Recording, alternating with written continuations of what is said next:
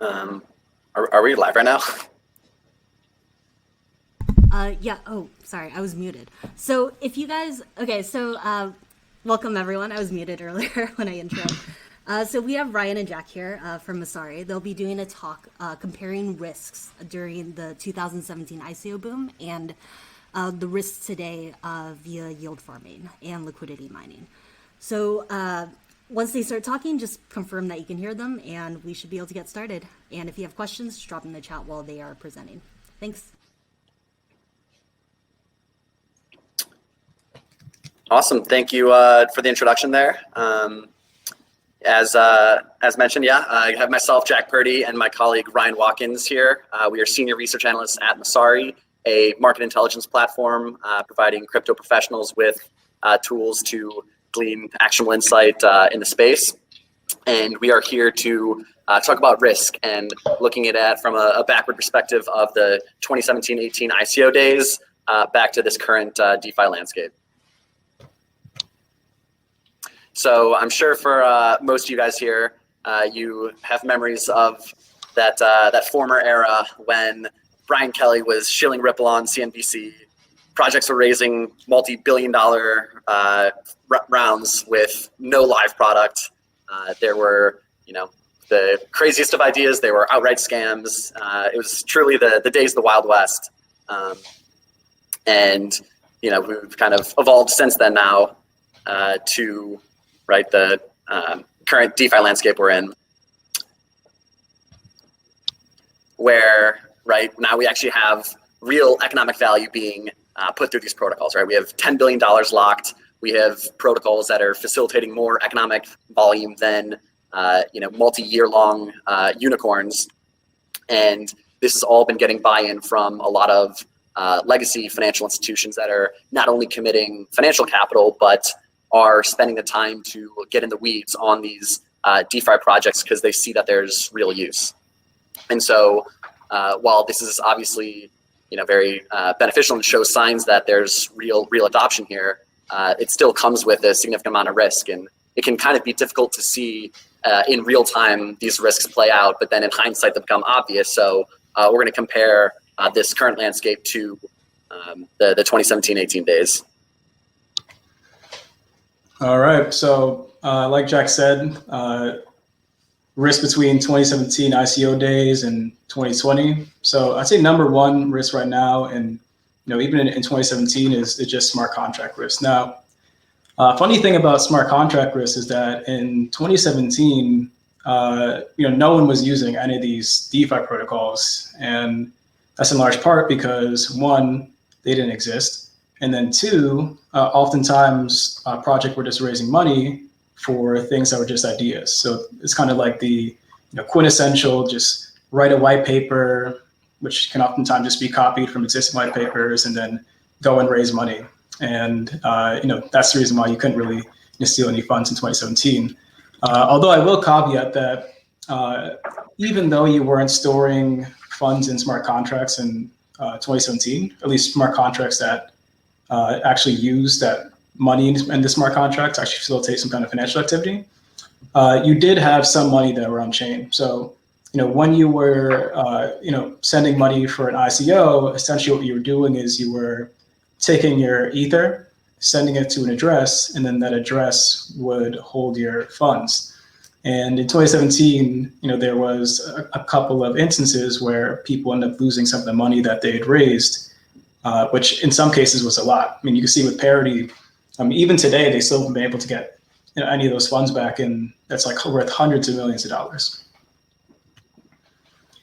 So where are we in 2020? Well, one of the great things is that people are using DeFi protocols, and that these protocols are all composable with each other, which has allowed us to create these very great applications. But when you kind of think about all of the different protocols that are involved, you start to your imagination starts to run wild about the kind of risk that you could potentially face. So just using YUSD as an example. Now YUSD, I guess for those unfamiliar, is what's called like a smart stablecoin. And essentially what it does is it takes, basically it's a stablecoin that gets yield from three places. it gets yield from being lent out on Compound or Aave, usually whichever one that offers the highest rate. It gets yield from trading fees in Curve. So there's stable coins in a Curve pool, and you get fees from the swaps between them. And then you also get yield from farming CRV, which is kind of like the farming part. When you break it down, so on one layer you have the stable coins, the underlying stable coin. So let's just take DAI, for example. You assume all of the risk of the MakerDAO system. And then you say you take that DAI and you put it into Yearn Finance's earn contracts. And basically what that does is it takes your DAI and then kind of lends it out on wherever it can get the highest interest rate. So swapping between Compound and Aave, whichever one has the highest rate, that's usually where to go. So then now you assume not only the risk of MakerDAO, but also of Yearn and then Compound or Aave. And then when you deposit your DAI into that earn contract, in return you get YDAI, which is kind of like a claim on your DAI that you deposited. And then now you can take that YDAI and put it into Curve, and now you'll get fees from whenever someone wants to trade between YUSDT, YTUSD, YDAI, and YUCC. In return for putting your YDAI in that pool, you get YCRV, and that is a claim on your YDAI, which is in the pool, and getting all the trading fees. And then now you can take that YCRV and put it into a Yearn vault and now start farming CRV. And if all that sounds really confusing, that's for a reason. There's just so many different protocols involved. And that kind of speaks to some of the compounding smart contract risk involved in some of these different opportunities in places where you'd be storing funds on chain. So risk number two. So this was very big in 2017 when you get into these really euphoric phases and there's a lot of money to be made and there's a lot of excitement. It obviously brings in opportunists and then outright scammers. So this kind of left side of the page, you kind of see like a pretty funny example of just kind of like a bogus ICO team. They're basically all the same people.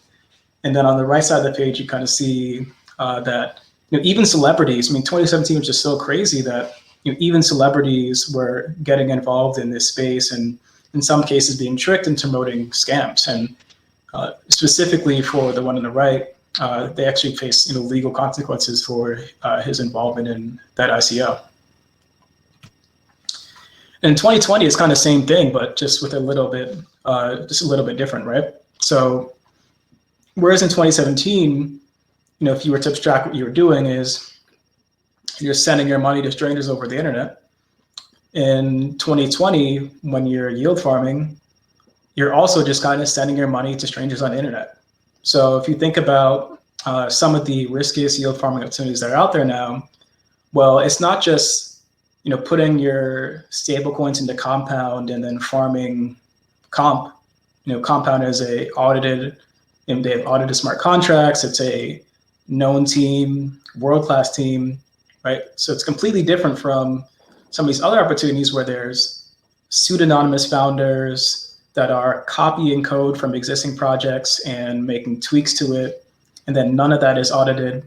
And then because yield farmers have seen how much money people have made from getting in early in some of these opportunities, they just go and FOMO into these new contracts that some pseudonym created.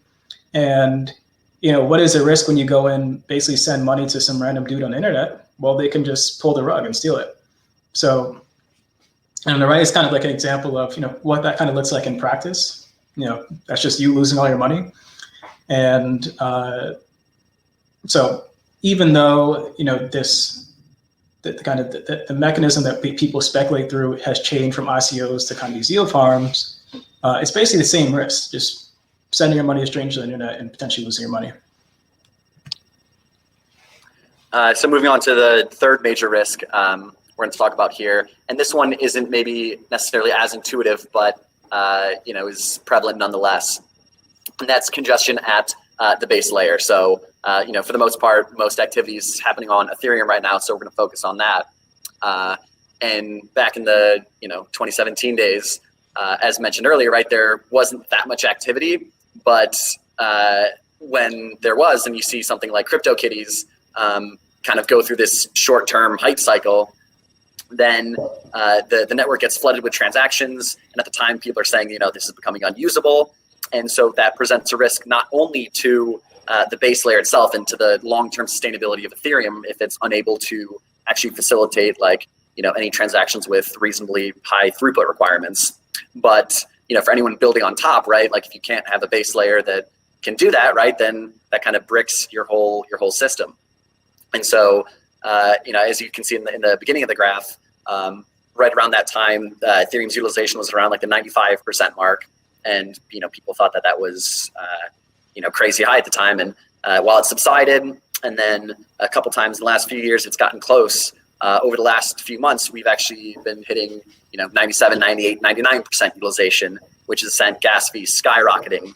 And so not only that completely prices out a lot of retail users during these high gas fee periods, but it still does present a rather serious threat to the viability of the base layer, as well as projects building on top, forcing them to potentially go to second layer or opt to another layer one.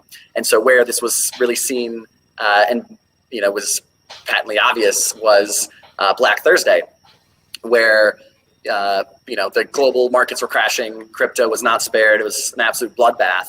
And so what that means is when the price of ETH is crashing so rapidly, a lot of these DeFi protocols that rely on sufficient liquidation mechanisms, the bots that are automated to service that function weren't able to respond in real time enough to these elevated gas prices. And so it creates this perverse incentive, and for the savvy users or malicious, however you want to think about it, people were able to spam the blockchain and then put in transactions with very high gas fees, but then bidding for this collateral at $0. And so MakerDAO was down 8 million, and which caused the system to be under collateralized, which is obviously a serious threat. So anytime there's that frequent of activity, it's something to be cognizant of, that kind of vital functions such as liquidations can get all haywire. And so now into regulatory risk. This is something that is pretty blatantly apparent to anyone working the space, as we've been operating in this regulatory gray area for quite some time. And just now we're starting to see some of the projects that raised back in the ICO era start to get cracked down by the SEC. And so really what they're looking for, I'm sure you guys have heard of the famous Howey test, where there's 4 prongs to deem whether a crypto asset's a security. And looking at that compared to this new era of liquidity mining, where you have high profile projects like Comp or Uniswap that are distributing to their users as opposed to a direct sale. And so while there still are token sales nowadays, I'm kind of going to focus on that means of distribution, where projects will go through a traditional equity round, and then once they build a working product, distribute to users. And so the first prong, which is an investment of money, while that remains true for the ICO projects, because you're sending BTC ETH to contract, you get your tokens. Now we see Uniswap give this widespread distribution to anyone that's interacted with a contract, and then for anyone providing liquidity, right? So that's no one is purchasing tokens. You could argue it's the opportunity cost of locking up capital, but you're free to withdraw it at any time. So in that sense, right, this new wave is somewhat de-risked from a regulatory standpoint. But looking at the second prong, the expectation of profit, it was obviously, people buy tokens and ICOs to profit. In liquidity mining, even though a lot of projects will publicly, say that this token is supposed to be worthless, it's really an implicit assumption that anyone providing liquidity in order to, farm the token, they're expecting to make some money. So I don't know if that one would hold. And then the final two are kind of tied together, but in the sense that the expectation of profit is from a common enterprise, and that or that there is an enterprise, and then the profits are derived from their efforts.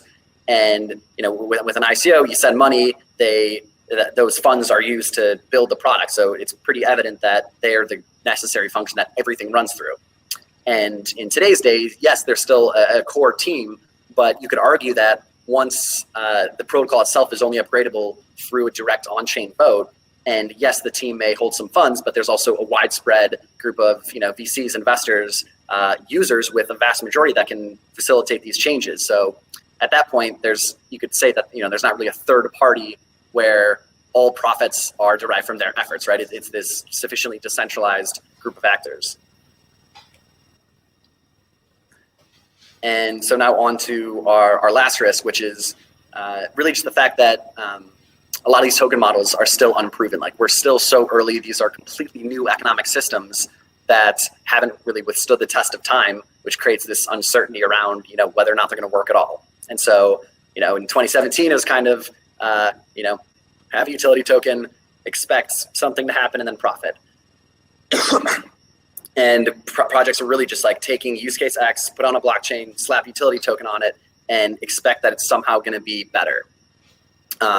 But we see that doesn't really work in practice, because users end up just having to buy this token from the market, right? And then pay the service provider that are actually providing, whatever decentralized service they're purporting to do. But they don't actually want to hold this token either, so they're going to sell it back onto the market, and it just becomes this endless cycle where the whole token price is completely dependent on this market for them. But eventually, like, the cat's going to be out of the bag and realize like this is worthless, and then the whole system collapses, and there's no real economic value being facilitated. And now kind of contrast that with where we're at now, which I'll still say that I think a lot of these are relatively unproven, because we've really haven't had much history, but conceptually they're a lot more sound. And how this works is, right, these are financial protocols, so you need to have some sort of like assets deposited. So that's why you have liquidity providers depositing capital into these lending pools, automated market makers, and then users are free to interact with them directly, whether it's trading, borrowing, lending. And as they would any other service, they pay a fee for it.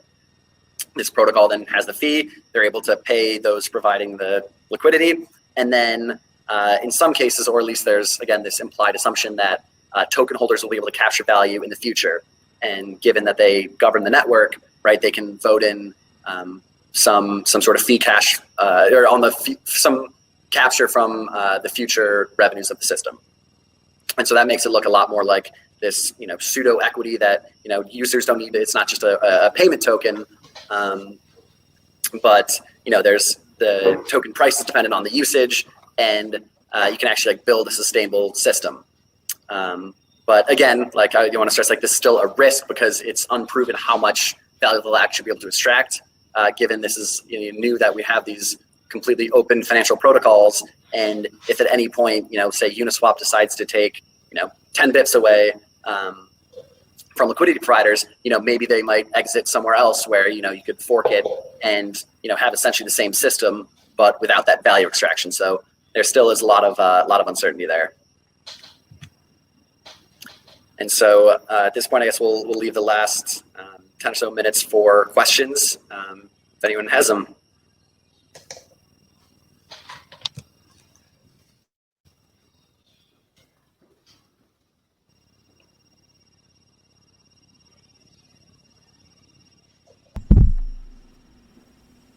Cool. So if anyone has questions, just drop in the chat. If not, we can end early.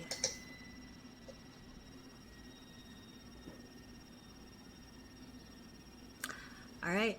Do you guys have any final words or anything you want to say? I think that's it for me. Thanks everyone for watching. I hope this was informative.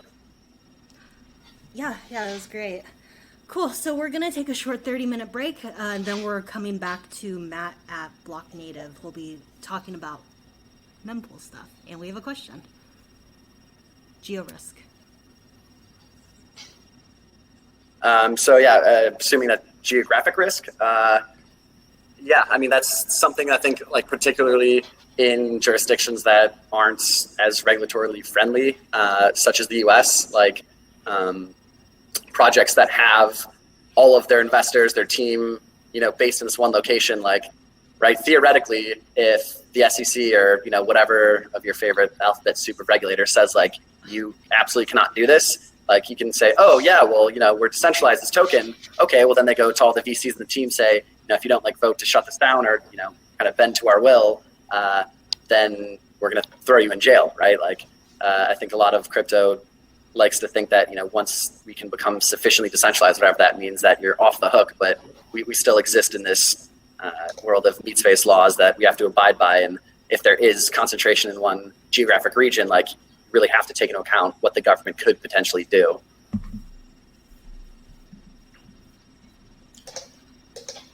All right, next question, risk and yield farming versus staking.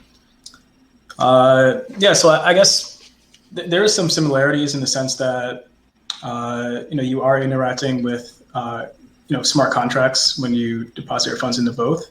But I think that the key difference here, and the one I highlighted in the presentation, is that in many cases, like when you're yield farming, you are depositing your funds into, I guess maybe what I should say is that there's a variety of different opportunities that you can deposit your funds into. And those range from everything like on the safest end of the spectrum, like the compounds and Aves of the world, to the hot dog swaps of the world, which are these money grab opportunities where the contracts are unaudited and you can just lose a ton of money. Now, I think some differences with some of the staking opportunities is that, well, there's also these really idiosyncratic, like these really unique risk of like slashing, for example, that just aren't present in yield farming. So I would say those are primarily the difference. And then I think maybe one other thing for yield farming versus staking is that the yields in both are variable. The yields in yield farming are much more variable than in staking because it's dependent on, most of the time, like when projects are distributing tokens via yield farming, it's a relatively new trend. They're very young. The token prices are very volatile, and your yield depends on not only the token price but also the amount of dollars that are farming the token, and those can go all over the place. So you can look at like Yearn's vaults, for example, which provide yield farming products for your average user, and the yields have been as high as 70%, and now we're in the 10% range, right? So they're just all over the place. Whereas maybe for something like staking on Tezos, well, your yields are they're pretty much the same, right? You kind of know what yield you're getting when you stake your Tezos, and it's only fluctuating within a certain band. Mm-hmm. And then we got a great question here on public versus anonymous founding teams, and I think that it's not necessarily that one is riskier than the other. I guess you could make a pretty good argument either way, but they're just really different risks, right? Like if you have an anonymous team, then you have a much higher risk of this, exit scam rug pull, because like you don't know who's behind it. There's no one to be held accountable. That also means like they're much less likely to get funded from a traditional like VC firm that would like want to put their name behind it and help support them. But then that being said, if you do have a public team and they're located in a jurisdiction that might think what they're doing is wrong, then they're at a much higher risk of this more regulatory government crackdown,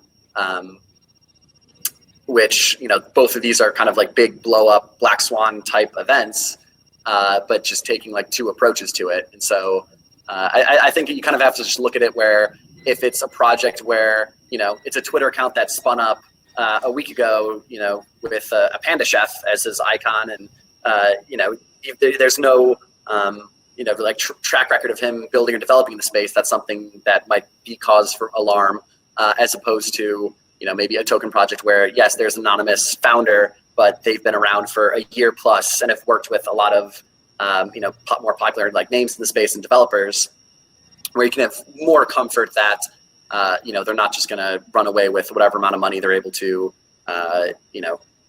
raise or get in deposits.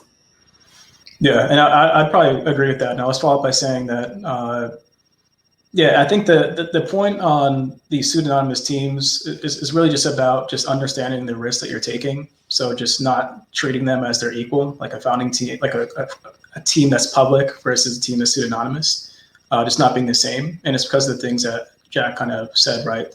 One of the great things about when there's a public founding team is that there's actually some kind of accountability, whether it be through reputation, or maybe there's kind of like some kind of legal recourse because you know who they are. Whereas when there's these pseudonymous teams, it's kind of what I said before. You're just sending your money to strangers on the internet and hoping that your money comes out higher on the other side. So just really just making sure that you're aware of the risk you're taking is most important. Because, and it's not to say that you should never interact with some of these pseudonymous founding teams. I mean, Bitcoin was founded by a pseudonym, and we all know how that went. So, but just to definitely be aware of the risks when you do interact with these pseudonymous teams.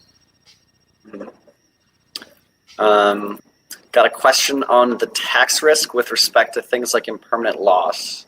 I'm not an accountant. I struggle enough with my taxes to begin with, let alone something as complex as that. I'm not sure what tax risk would be involved, since like you're essentially taking a loss. Like that would almost be tax deductible if I'd have to take a guess. But I think just bring up impermanent loss, like that's a good risk. Like people talk about it all the time, right? It has this somewhat fluffy name of it's impermanent loss. It's nothing to worry about, but can become permanent loss very quickly if the token price deviates from when you initially deposited your capital.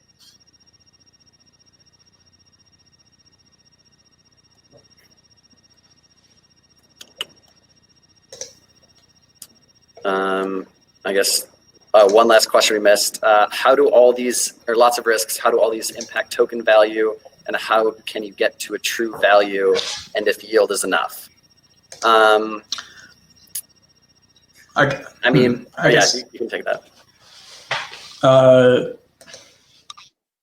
So I guess maybe part of this question is seems like it's about the sustainability of the yields and how that affects the attractiveness of a project. And maybe what I'd say on that point is that yield farming it's one of the person who's using this, but liquidity mining from the perspective of the protocol distributing the tokens. So liquidity mining is two things. It's one, a way to distribute tokens, an effort to centralize, and then two, a way to bootstrap or hyper like bootstrap liquidity for the protocol. And if you do not have anything worth governing or a product that is useful, then liquidity mining doesn't matter and the yields don't matter, because all people are going to do, because they don't actually have an incentive to hold the token, is just going to farm it and dump it. So as far as like, is yield enough to attract liquidity to a protocol long term? I'd say no, because people need a reason to stay beyond just getting yields, which may be high today and gone tomorrow.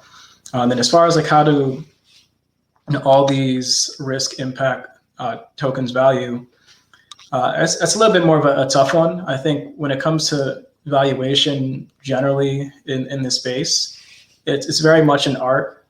And these are all very early stage projects. And one of the things we said is like some of the token economic models are improving. There's still basic questions that this industry is coming to terms with. And there's a lot of uncertainty as far as how will these protocols be able to capture value? How much will they be able to capture? So there's a lot of variables, like really important ones, that you would need to actually use to determine value, which are right now just still who knows. So I don't know how that answer is, but the point is it's very much just an art. And for anyone interested, I dropped a link that Ryan wrote about this topic more, and I think can kind of expand on a lot of the ideas he touched on. But yeah, it looks like we're up at the 30-minute mark. Thank you, everyone, for watching, and thanks for hosting this. Yeah, thank you guys so much for participating. We're going to take a short break, and we're going to transition to our next talk after that, which will be on mempool primitives. And thanks so much. Take care. Bye.